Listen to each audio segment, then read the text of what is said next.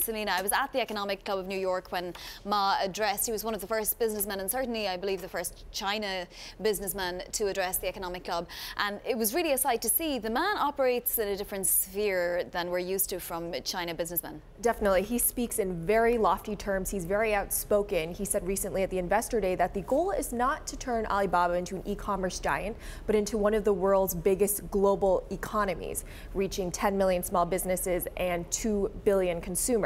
So China clearly is only a small part of that, maybe 40%. The rest of the growth they need to chase abroad. So this big conference in Detroit, it's a lofty goal. It seems very altruistic for the United States, but it's also part of his plan for global domination in this e-commerce sphere. Yeah, and I'm sure he has the ear of Chinese authorities, so it's not like this is toothless. But does he really mean that he's going to create 1 million jobs, and does he really intend to create them in the United States? You know, it's all about how you count it. Yeah. 1 million is obviously an enormous number, and Alibaba is not actually hiring 1 million people. The concept here is that by getting these small businesses to sign on Alibaba, because of the added commerce, they'll have to add one more employee as a result of that, at least. Not to say all the indirect jobs like logistics and supply chain.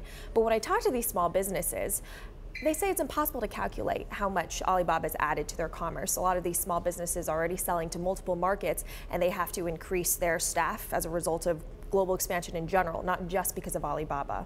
Yes, and also you went to Conshohocken in Pennsylvania, and I wanted to say that because I've been there and it's beautiful.